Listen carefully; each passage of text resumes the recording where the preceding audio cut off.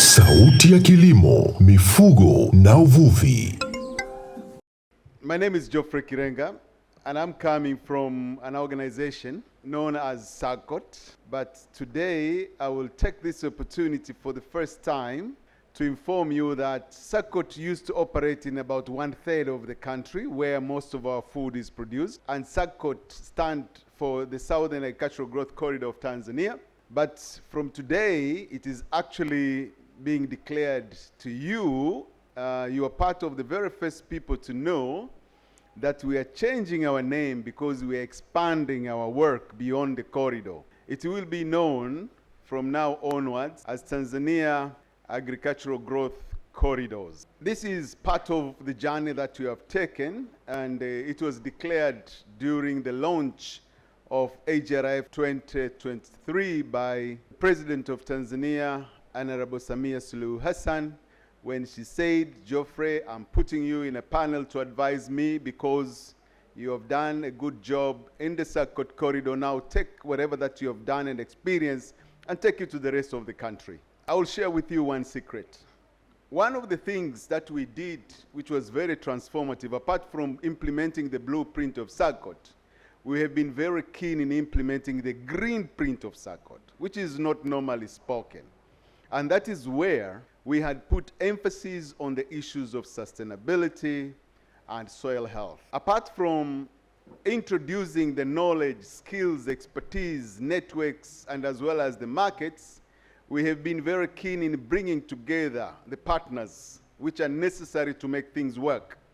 The partners within the government and the partners in the private sector, and also many of you working in the development industry. So we have been the conveners and also provide a place where ideas are put forward, discussed, and then the best is actually being implemented by those participating.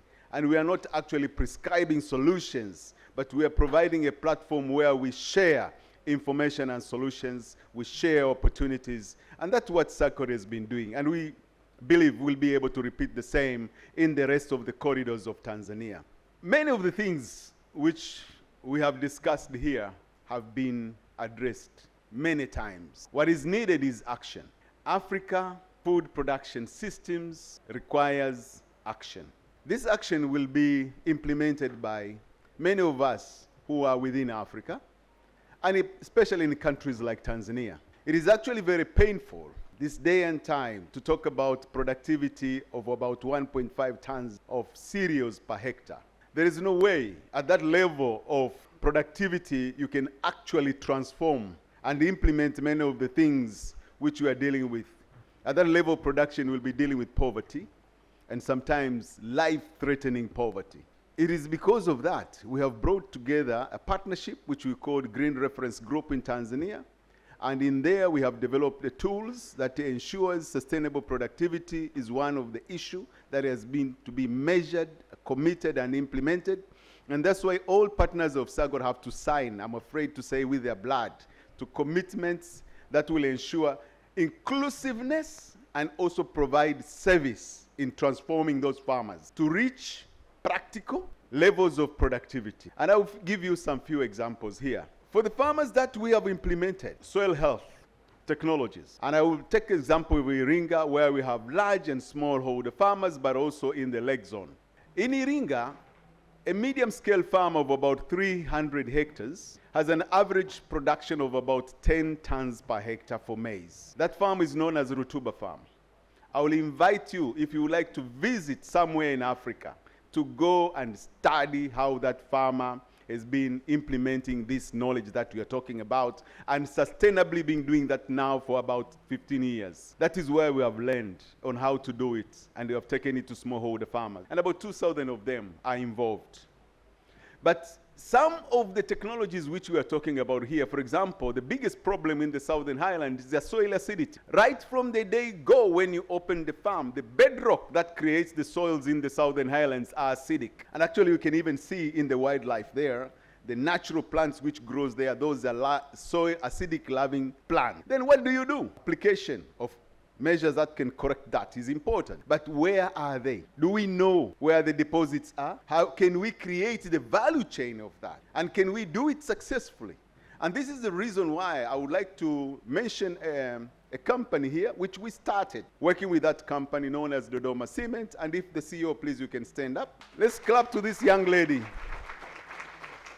These are the heroes of the transformation, which we normally don't mention, and probably they're not given the opportunity to speak like many of us, many times. Because when we started with them, they had a very small crusher, and they were producing lime for the mining industry, and not agriculture. But I knew from working with Yara and other partners, and borrowing examples of the experience that they have done in Latin America, that you need to develop that value chain. So we started working with them, walking the financial institutions and also the corridors of power.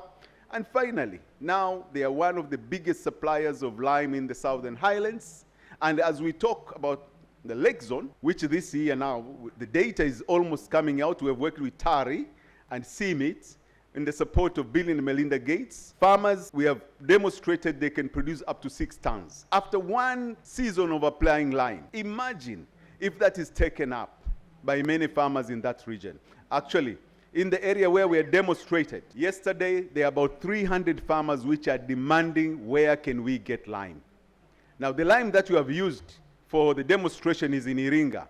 Taking it to the Lake Zone is almost 1,000 kilometers. Now we need to work with other partners, including the Ministry of Minerals and Natural Minerals, to determine where the limes are, and then develop many Dodoma cement, or empower Dodoma cement to go to other places. We are repeating the same in Mbeya and other places. I'm using these examples.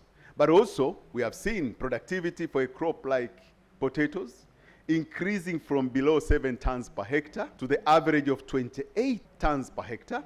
And some farmers have gone up, and actually a woman farmer, producing up to 50 tons of potatoes per hectare. That is the potential of African agriculture. This is what we can do, and we have demonstrated that in the field. I will conclude my statement by saying that the presentation from Honorable Bashe, done by my colleague Geofrey, my namesake, has been an interesting journey. Today, when we hear the powers that we use to convince are the ones actually advocating and taking measures, it is actually a success story for us. Because when we started working with Honorable Bashe, I told him this: the knowledge about soil health is kept somewhere where it's not reachable to many of the producers. It is almost like a witchcraft that you need to go and pay in order for you to get the service. This is still the same in many places in Africa. That has to change. This knowledge which we are sharing here is not known to farmers, is not known to people sitting on the resources that can do that transformation, and also those ones who have the resources to empower organizations, financial institutions,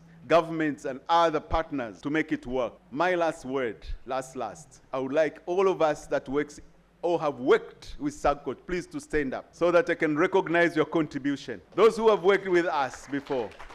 Whatever that I've said is actually as a result of this partnership, which I would like to recognize. And I will not forget, you can sit down please. And I wish to recognize the patience and the friendliness and the commitments of the farmers that we have done the work together. Let's applause for them, because without them I will not be here. And thank you for your attention. Sauti ya Kilimo, Mifugo na Uvuvi.